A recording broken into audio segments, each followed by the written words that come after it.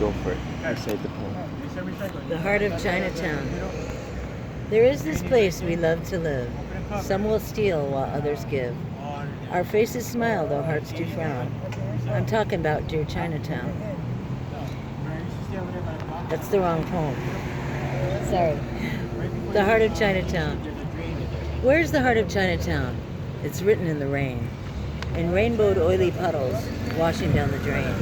It reflects in Chinese grandma's eyes, smiling at her mo'opuna, and it's steaming up off piles of ice surrounding mahi tuna. It's bickering, it's bartering over bales and bins of fruit, floating out the window way upstairs where a musician plays her flute. It's in all the junkies' blood, splashed bright red on bathroom walls. It echoes in the silence of dark 30s hallowed halls. It's in the mean he doesn't mean, bipolar's got him spun. It's in the green the sunset streaked to mark each day is done. It's in the white stripe gleaming painted down the river's wall to mark the spot where a dear, dear sis met the good Lord's call. It's in the streetlights flickering, bringing on Bob Seger's night. It's a breath of wind upon your cheek as a bird goes by in flight. It's surely in the thunderous roar as bus 13 goes by, and in the silent tear sliding down her cheek as a childrenless mother cries. But more than all those things, bars with karaoke, CRU stings, Chinatown's heart is much more spiritual, expressed with much more joy than the skater boys for whom it's more work than play, more shining and greener than bright dawning days. Chinatown's love is expressed in so many ways, much deeper than any church and higher than its steeple. Chinatown's heart, from its end to its start. Chinatown's heart is in its people.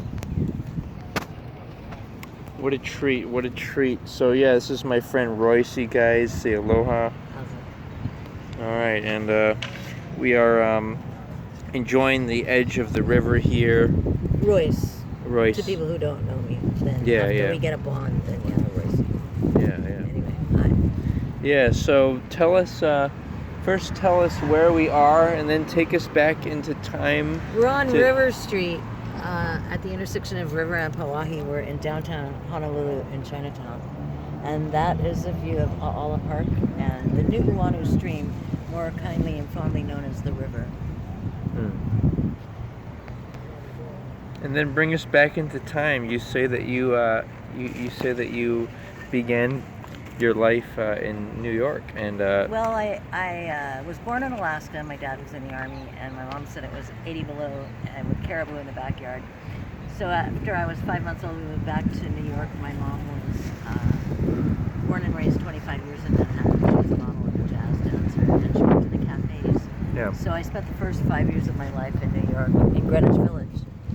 And we had a basement apartment, and my mom was very involved in the recording industry, and those were her friends. Right. And so when they moved to LA to record, we moved also.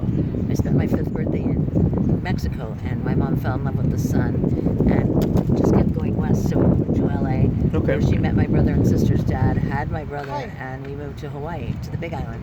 Okay. Where my stepdad built the first Mauna Kea observatory, of which they are now fighting the 13th. I never knew there was more than one. They're trying to get them not to build the 13th structure up there. They're trying to save the mountain. Yeah, it's sacred. Yeah. And so, anyway, I grew up on the Big Island. Right. The first part of my life, I grew up in Puna. And my mother led the Cultural Revolution in the 70s, causing an entire body of beings. Her and her cronies did a lot of spiritual work to cause an entire body of beings to live, breathe, and be on a higher consciousness level, and break out of those old negative thought patterns and the beaver cleaver wife stay-at-home kind of life, Right. into women being more Empowered, equal. Right. Just like your grandmother, if I'm right. My maternal grandmother was the union rep in 1937 that got the first 8-hour working day for nurses in New York City. And there's a picture of her at the head table in a giant banquet at New York with all the nurses with their little white nylons and white hats and white suits and white shoes, and she's at the head table with the mayor, with her partner. The 2 union reps are on either side of the mayor at the head table. There's like 3,000 nurses. Right. And there was a packet of black and white photos sent to me like God, the ambulances are so classic. I mean, everything is so classic. All the old pictures. That was pretty cool to get that packet of photos. Right, right. And my maternal grandfather wrote for the theater, and he did this pretty famous story called The Chicken, Turkey, Duck, and Goose. And he didn't fit in anywhere in the barnyard, and it's actually about prejudice. So they were pretty ahead of their time, you know, pretty hip to the current events of civil rights and all of that. Right, right. And I mean, they were innovative in their day as well. My mother's parents, but their parents were from Russia. So my mother was pure Russian Jew, the race, not the religion. So I'm half Russian Jew, and my real dad my biological dad is half French and half Danish. Okay. So he lives in Maryland with his wife, and I have a half sister there. Yeah. My brother and sister are my half brother and sister, but no, they don't seem like that because we were raised by the same mother in the same house. And actually, I was like the mom, and my mom used to go, "I don't want to be the mommy, you be the mommy." And so I raised the kids and grew the pot and ground the flour by hand and baked the bread on kerosene oven. And my mom was Joan of Arc with the torch at the head of the Cultural Revolution. On the Big Island. On the Big Island, in California, in New York, in Mexico, wherever it was that we were, there was my mom at the head of everything. She was the one getting the generator for the rock band for the Renaissance Fair. And my mother was, you know, when I first started paddling canoe, jumping ahead a few years, they used to do bake sales for fundraisers, and it was like $250 profit, which even in the 70s wasn't jack shit for a fundraiser. Right. And my mom said, no, we're doing a music festival. And we had a steak fry and a music festival, and the first time we made 10 grand, and they still do it to this day every year. Really? So she was innovative in whatever she did. She was breaking out of the box and coming way ahead. I understand. And you say that she was into jazz. She was a jazz dancer and a model. I mean, she was a real model, not a runway model, but like, which, you know, is like a clothes horse.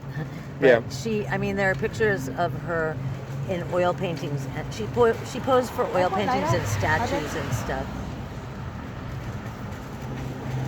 She posed for oil paintings and statues and stuff, and there's like black and white photos. Here, okay. There's a photo of her like this, and she's, you know, like putting her hair up or whatever, but it's an oil painting, and like, can you imagine posing for that long? I mean, that was really hard work, you know. Okay. But she was amazingly beautiful. Yeah. But she was not a stick body, but she had curves and was beautiful. I understand. I mean, when she was 25, she probably weighed 125 pounds. I mean, she was 5'6". You know, she was beautiful. Yeah. She had the most amazing eyes. Really? Yeah. I kind of have her eyes. Really? Mine are green, hers were blue. Okay. Oh yeah. Yours have a bit of a greenish blue, I would say. Yeah. I miss her. She's gone now. Yeah.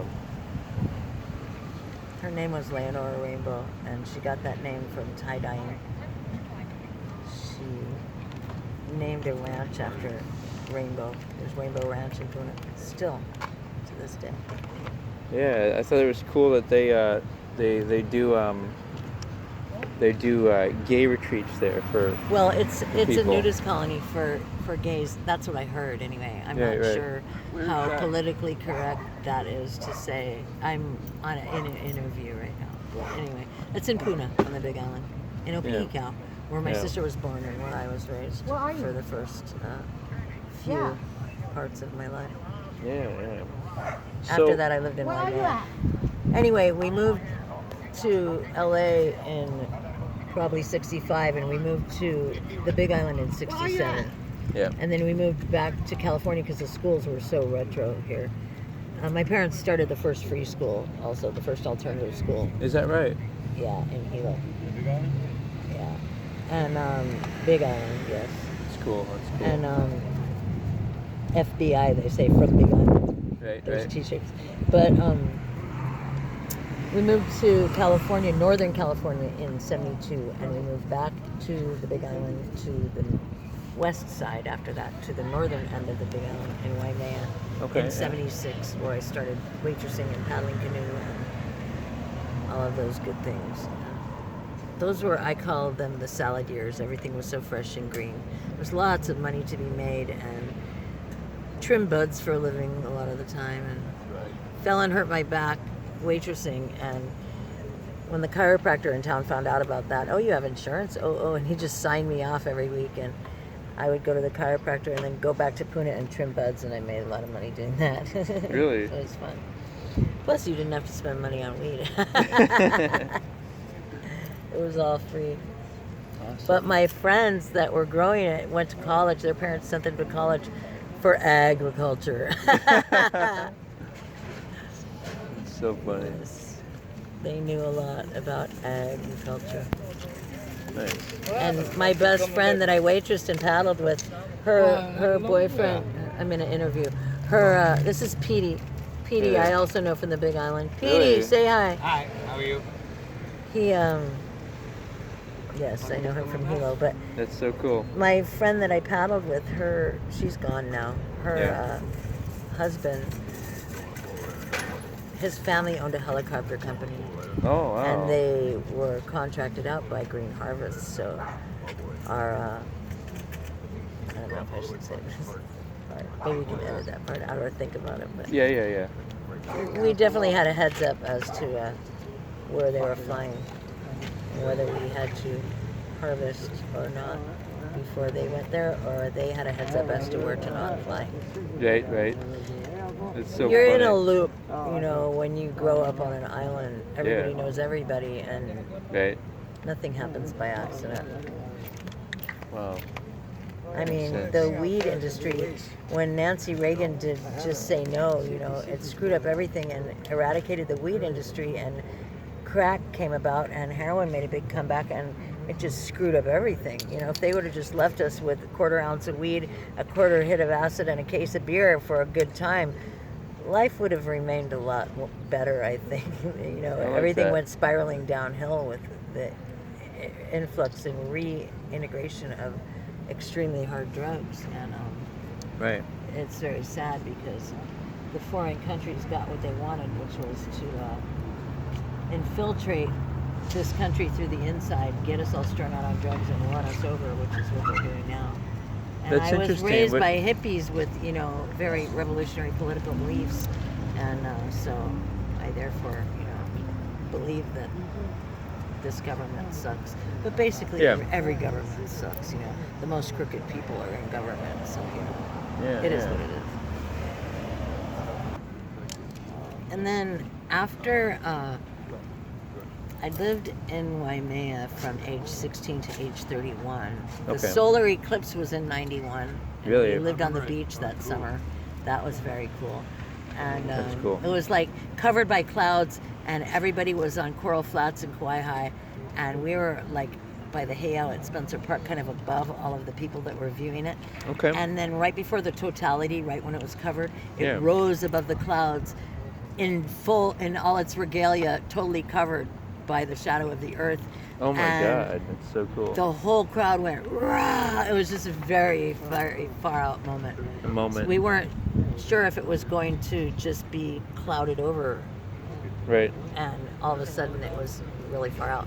But anyway, that year I moved to Palm Springs, California, Really? where my sister was a dancer and a biker, hanging with the bikers rather. And Okay. that is also Coachella Valley. Riverside County is like the speed making capital of the nation. So Really? I started doing heroin before I left the island, and it was a matter of mathematics where it was more expensive here and cheaper in the mainland. And I got strung out, and my girlfriend, we needed money one day, and she said, what do I do? Yeah. Are you a cop? Do you have money? Let me see. Basically. And so I started working the street, Yeah. which was extremely dangerous, but you just sort of have to man up. And I don't know why they say that. Women are way stronger than men. We have to be able to give birth, right? But I anyway, know. That's a good point. they build houses, but a lot of us did that too, and our mechanics and whatever else. But anyway, Yeah. yeah, I worked the street in Palm Springs for 5 years, where Wow.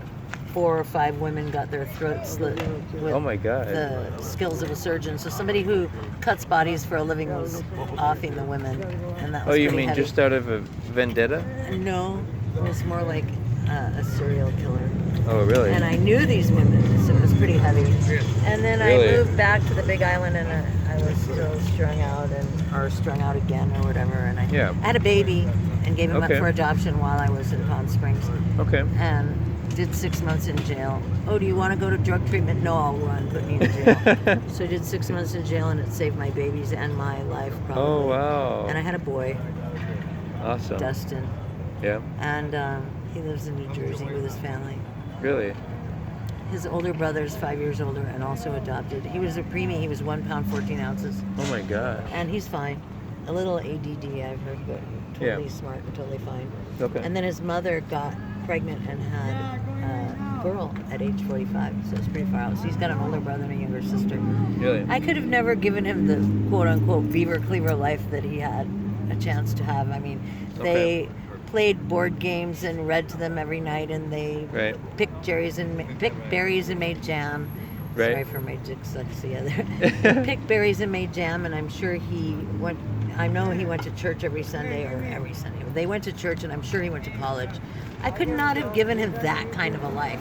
And I didn't want to drag him through the mud of my addiction and through Right.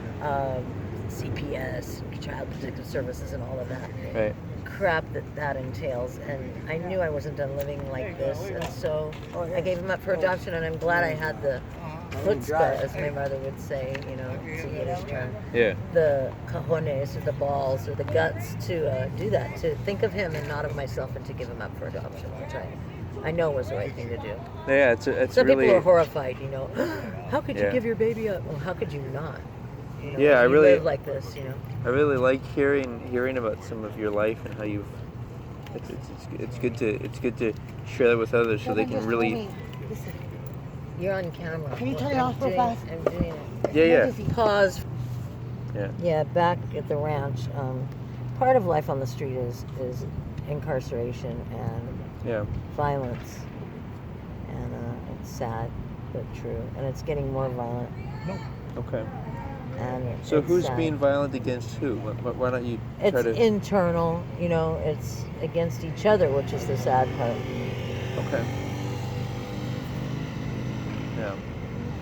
It's very sad. It's very sad. Yeah. And I'm a pacifist. Yeah.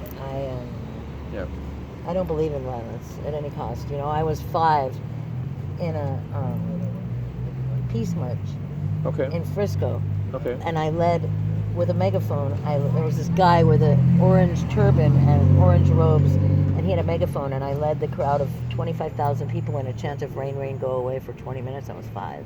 What? I mean, I was all sweaty. That rain, rain, go away, come again another day. It's a lot of work for That's 20 a vivid minutes. memory. For 20 minutes, and I wrote a piece. I'm a poet, Yeah. a published poet, and I Right. wrote a piece. They said, pick a picture out of a magazine, and I picked this picture that. Yeah.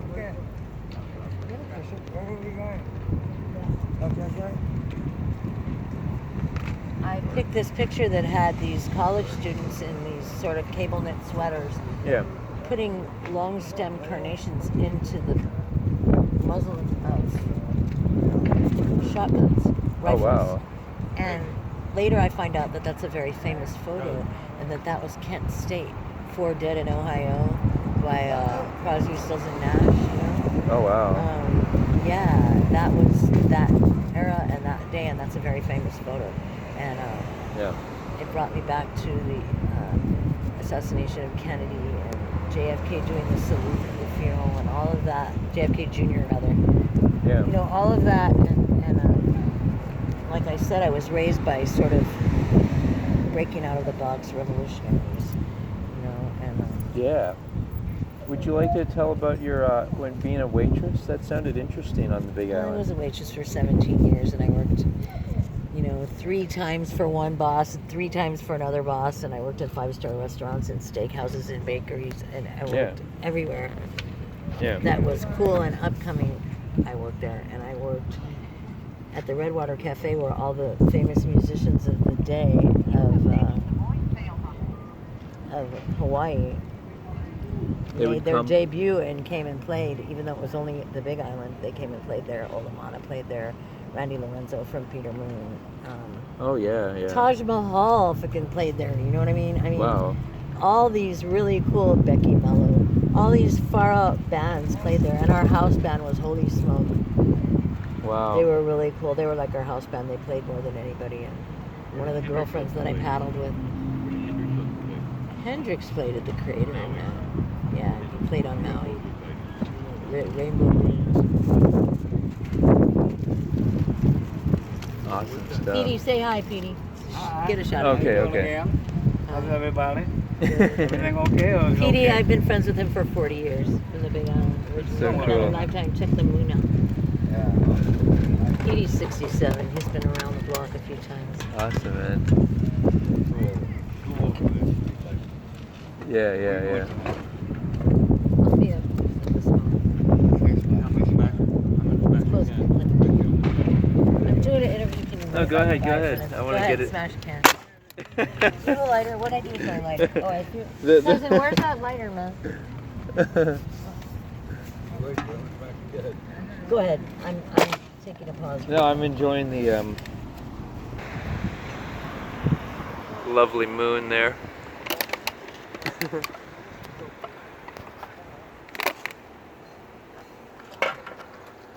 Remember the clip you were just talking about? It right there. I was there. The eclipse on the Big Island? What? I didn't see it. You were on the Big Island for the eclipse? Where you put them? Dope when he ran away from me. Fat kid, you were on the Big Island for the eclipse? Yeah, I was. Where? I was in Kona, but that's where you're supposed to see all the kids and that. And I went somewhere different and saw it perfect. My kids were running around and everything. It was weird. I had both my kids there. We flew over the last minute. We've got to see it. I mean, my Why kids, it was more visible from the Big Island than here? yeah, it was. Was it Big Island or was it Maui? Big I don't know. Island. Was it Big Island or It was Maui? a big I can't trip on the remember. Big Island. Yeah.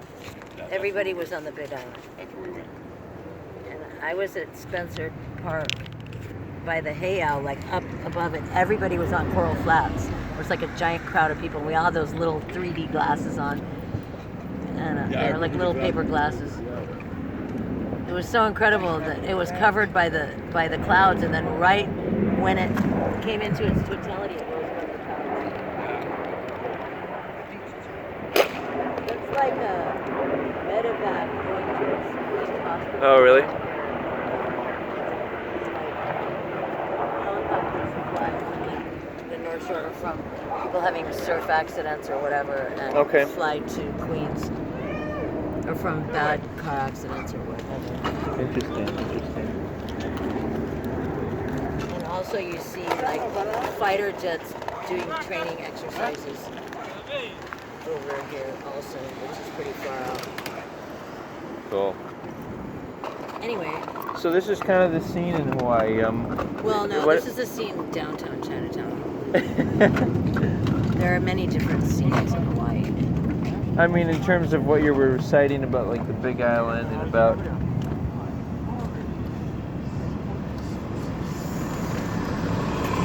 I mean, I remember Tourists, like, talk about tourists a little. Well, when Green Harvest came, Yeah.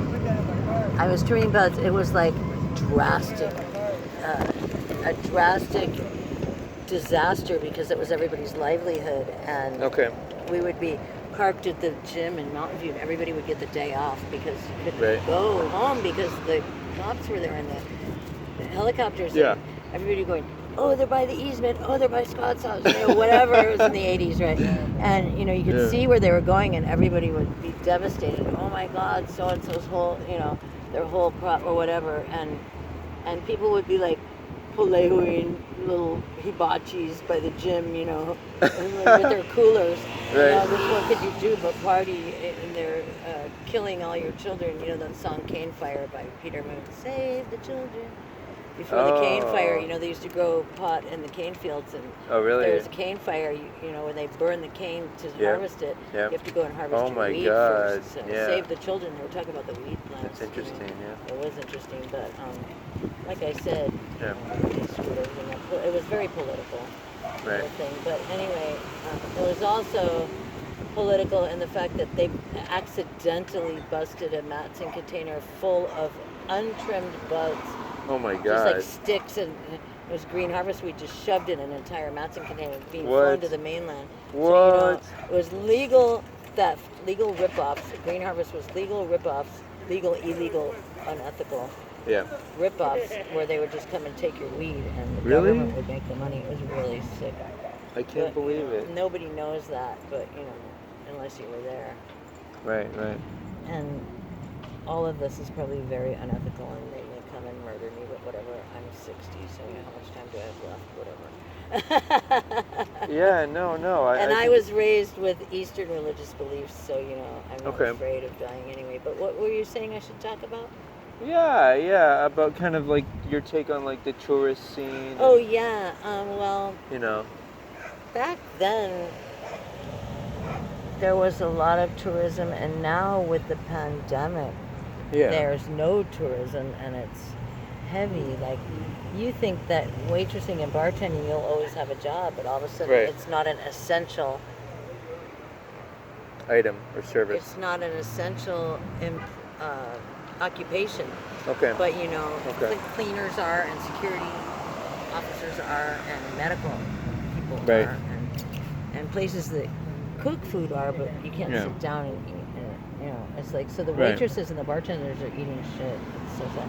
I'm sorry, you're asking me to talk about tourism, and I No, I like- immediately go to I the like- economy, because that's what's in the forefront for us. I like you know? I like how you're catching the bites of my where I'm trying to direct the You conversation. throw a reel out, and I am Yeah. smart, so I take it where you want it to go. So. Yeah. Yeah. It's getting dark. So Yeah. I have a poem called Dear Chinatown, which was the first one I accidentally started reciting, and it says, Yeah, that our would be a days good are nights, conclusion yes, for long the. and strong, in chaos we all get along. This is the beginning of night, which is actually the start of a lot of our day.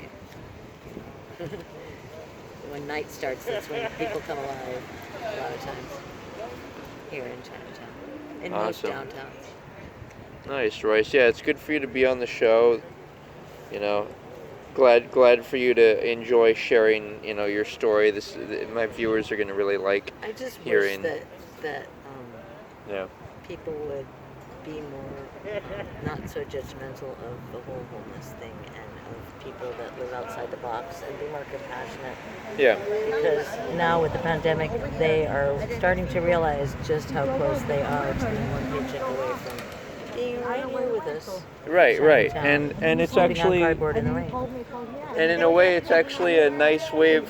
In my experience, it feels nice to be able to enjoy nature, and as long as you're safe away from people or security or police. Well, you have to kind of disturbance. be with people. You have to be with people to be safe, pretty much. Yeah. Anyway, aloha everyone. And, What, you still waiting? I'm waiting for you. Yeah, Right on, my friend's Royce. here. I'm gonna. I got you.